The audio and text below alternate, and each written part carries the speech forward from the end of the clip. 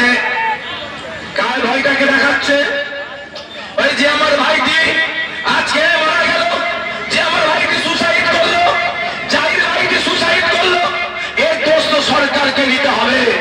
এর দোষ সরকারের, সাথে সাথে এর দোষ শুভেন্দু অধিকারী। এই দুই মমতা ব্যানার্জি আর শুভেন্দু অধিকারী মিলে এই মানুষগুলোকে ভয় দেখাচ্ছে। আপনাদের একটা কথা বলি, আপনারা নিশ্চিন্তে থাকবেন, নামের বানান ভুল হয়েছে তো কি হয়েছে? নামের বানান আমি ভুল করিনি, সরকার ভুল করেছে, কমিশন ভুল করেছে, ঠিক করবে কমিশন। আপনারা বলুন, এখানে লেখা আছে জাহির মালের বাপের নাম, জাহির মালের বাপের নাম জমির শেখ। জমির শেখ আর ওর নাম হয়ে গেছে শেখ থেকে টাইটেলে মাল চলে এসেছে। এটা আমি ভুল করেছি না সরকার ভুল করেছে? ভাই, এটা সরকার ভুল করেছে, এটা সরকারকে দায়িত্ব নিতে হবে ঠিক করার। তা আমি আপনাদের বলবো, এসআইআর নিয়ে আতঙ্কিত হবেন না। যখন পশ্চিমবাংলায় হাইওয়ে ওখান থেকে সরে আসতে হবে, ভাই আমার, ভাই আমার, শোনা ভাই আমার, হাইওয়ে ওখান থেকে চলে আসো ভাই আমার। প্রশাসনকে তার কাজটা করতে দাও। কিছু বিপদ হয়ে গেলে আমরা আবার প্রশাসনকে বলবো কি নাকে তেল দিয়ে ঘুমাচ্ছিল, তাহলে প্রশাসনকে তার কাজটা করতে দিতে হবে। ভাই এদিকে চলে আসো। তো আপনাদের জানিয়ে রাখি, যখন এসআইআর লাগু হয়নি পশ্চিমবাংলায়, এসআইআর হবে হবে হচ্ছিল, তখন থেকে আমি বলা শুরু করেছিলাম কি আপনারা আতঙ্কিত হবেন না। সেই সময় তৃণমূলের অনেক বন্ধুরা আমাকে কি বলেছিল, অমুকের দালাল তমুকের দালাল। আজকে যদি আমার জাহির ভাইটি আমার কথা শুনে আতঙ্কিত না হতো, তাহলে হয়তো সে আছে প্রাণে বাস্তব। কিন্তু মমতা ব্যানার্জির কথাতে ভরসা করেছিল হয়তো, তা শুভেন্দু অধিকারীর কথাতে ভয় পেয়ে গিয়েছে। 1.5 কোটি রোহিঙ্গা আছে, জাহিরের টাইটেল মিলছে না, সেই জন্য জাহির ভয় খেয়ে গিয়েছে। 30 বছরের একটা তরতাজা যুবক, যে আমার মতো বয়সী ছেলেরা ভয়কে অপেক্ষা করে চলবে, কিন্তু পশ্চিমবাংলার মাটিকে এতটাই আতঙ্কিত করে রেখেছে। 30 বছরের একটা যুবক, যে দেশের জন্য রাজ্যের জন্য কত ধরনের কাজ করতে পারত, সে মতো ছেলে সুসাইড করলো। এর দায় কোনো হতেই শুভেন্দু অধিকারী এড়িয়ে যেতে পারে না। শুভেন্দু অধিকারীকে জন্য তোদের ছেলের মধ্যে রাখা দরকার। দুর্ভাগ্য আমাদের, তার পরিবর্তে শুভেন্দু অধিকারীর গাড়ির সামনে ফুটার বাজিয়ে রাজ্য পুলিশ দ্রুততার সাথে আগে আগে যাচ্ছে, রাস্তা খালি করে, যেখানে যাচ্ছে সেখানে গিয়ে আতঙ্ক বেশি করে ছড়াচ্ছে। দরকার ছিল শুভেন্দু অধিকারীকে ধরে জেলের মধ্যে রাখা, তার পরিবর্তে রাজ্য প্রশাসন শুভেন্দু অধিকারীকে কি করছে, পাইলট কার দিয়ে আগে পৌঁছাচ্ছে, তুই আগে গিয়ে একটু ভয় দেখা। বুঝতে পারছেন? তাই আপনাদের বলবো, আতঙ্কিত হওয়ার দরকার নয়। মেন যে আপনারা এসআইআর ফর্মটা ফিল আপ করেছেন, অনেকে জমা দিয়েছেন, অনেকে এখনো জমা দেননি, দিতে হবে। আমি অনুরোধ করব 2-3টে জিনিস মাথায় লক্ষ্য রাখবেন। কি? এপিক নাম্বারটা 2002 সালের যাকে আপনি কানেক্ট করছেন তার এপিক নাম্বারটা ঠিক রাখবেন, পার্ট নাম্বার ঠিক রাখবেন, ক্রমিক নাম্বার ঠিক রাখবেন, বিধানসভা ঠিক রাখবেন। এতেই আপনার অনেকটা কাজ হয়ে যাবে। আর আপনাদের জানিয়ে দিয়ে যাই, আপনাদের এখানকার খলিশালীর মালপাড়ার মানুষদের বলে যায়, আতঙ্কিত হবেন না। যারা আজকে আমাদের কাগজ দেখতে চাইছে, যারা প্রশ্ন করছে আমাদের কাগজ দেখতে চাইছে, তাদের পূর্বপুরুষের কাগজ খুঁজে পাওয়া যাবে না। আর এখানে খলিশালীর মালপাড়ার 14 পুরুষের কাগজ আমরা পার করতে প্রস্তুত আছি। আমাদের 14 পুরুষের কাগজ আমরা দেখাতে পারবো। বিশ্বজিৎ দাদার 14 পুরুষের কাগজ দেখাতে পারবে। এখানে রাশিদ ভাইরা তার 14 পুরুষের কাগজ দেখাতে পারবে। বরঞ্চ যে আপনার কাগজ সে আপনাকে ভয় দেখাচ্ছে, তার 2 পিড়ি গেলে কেউ কাগজ দেখাতে পারবে না। সুতরাং তার কথাই আমরা ভয় পাবো না। আমরা বলবো চলো 1952 সালে ভোটার লিস্টে যাদের নাম আছে তাদেরকে প্রমাণ দেওয়া হয়, আমরা ভয় পাবো না। আমার পূর্বপুরুষেরা 1952 সালের ভোটার লিস্টে নাম আছে, আমাদেরকে ভয় দেখাও না। আমরা সে জাতি, ব্রিটিশকে তাড়ানো জাতি আমরা, ব্রিটিশকে মানব ছাড়া করা জাতি আমরা। আমাদেরকে ভয় দেখাচ্ছে, আমরা ব্রিটিশকে তাড়িয়েছি, ব্রিটিশকে বাংলা ছাড়া দেশ ছাড়া করেছে আমরা কারা? আমরা সেই জাতি, বিনয়ী বাদল দীনেশের জাতি, আমরা আশফাকুল্লাহর জাতি, আমাদের বিরসা মুন্ডা, ক্ষুদিরাম বোস থেকে শুরু করে আপনার দ্বিতীয়তা হত্যার স্বাধীনতা সংগ্রামীদের আমাদের পূর্বপুরুষরা, আমাদের পূর্বপুরুষেরা। আমরা ভয় পাবো কেন? আমাদের ভয় পাওয়ার কোনো জায়গা আমাদেরকে ভয় দেখানো হচ্ছে, আমাদেরকে আতঙ্কিত করা হচ্ছে।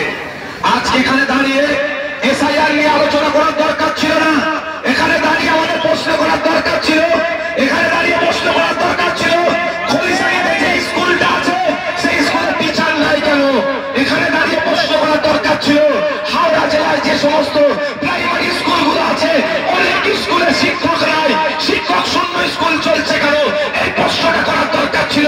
মমতা ব্যানার্জি শুভেন্দু অধিকারী মিলে বাংলার মানুষকে পেশাই করছে, এরা দুজনে মিলে পর্দার আড়ালে দোস্তি আর পর্দার বাইরে কুস্তি দেখিয়ে আমাদেরকে বোকা বানানোর চেষ্টা করছে। এখানে দাঁড়িয়ে প্রশ্ন করা দরকার ছিল যেখানকার মানুষেরা এখানকার ব্লক হসপিটালে ট্রিটমেন্ট পাচ্ছে না কেন, এই প্রশ্নটা করা দরকার ছিল।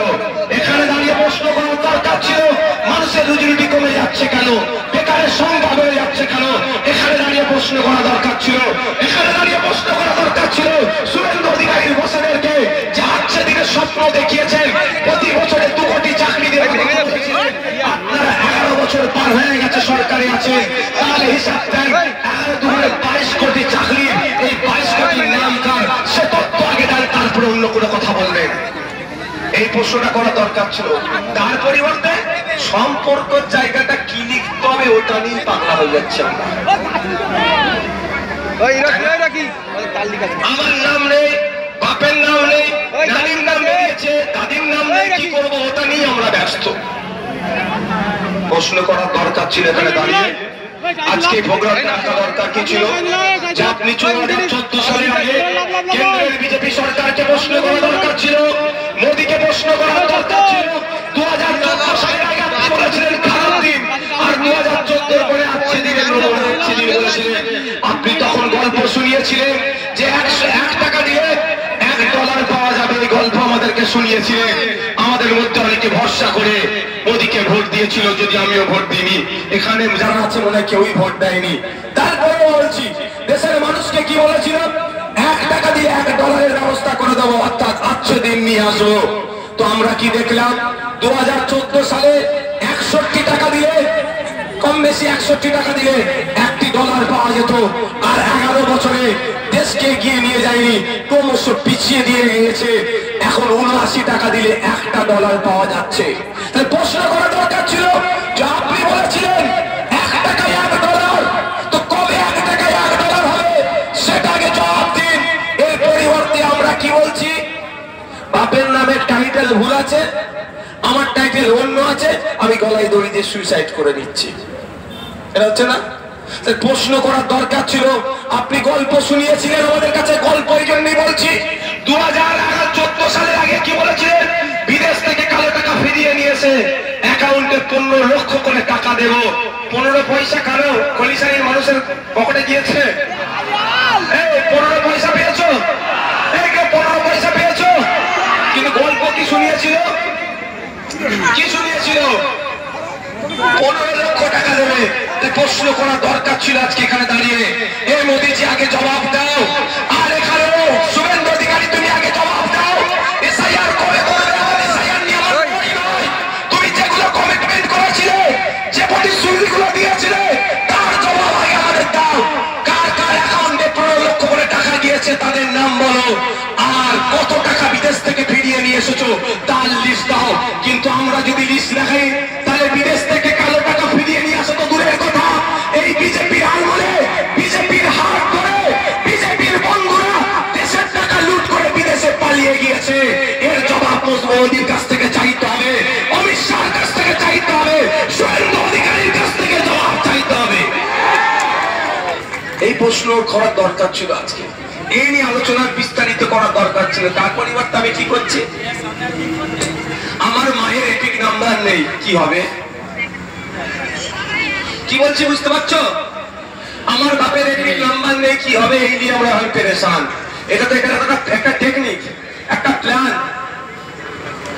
এই কারো অসুবিধা হলে বললাম ছেড়ে দেবো, তাহলে কি চুপ করে থাকতে হবে, কেউ না কথা বলে, আমার কথা বলে বক্তব্য আমার অসুবিধা হয়ে যায়, কোনো কথা বলার দরকার নেই। তাহলে কি প্রশ্ন করার কি দরকার ছিল, মমতা ব্যানার্জিকে এখানে দাঁড়িয়ে আজকে কি কোশ্চেন করা, যে আপনি গল্প শুনিয়েছিলেন 10,000 মাদ্রাসা দেব, কোথায় কোথায় মাদ্রাসা দিয়েছেন তার লিস্ট আমাদের দেন। আপনি গল্প শুনিয়েছেন ওয়াকফ সম্পত্তি উদ্ধার করে দেব, তো কত বিঘা ওয়াকফ সম্পত্তি উদ্ধার করেছেন তার তথ্য আমাকে দেন।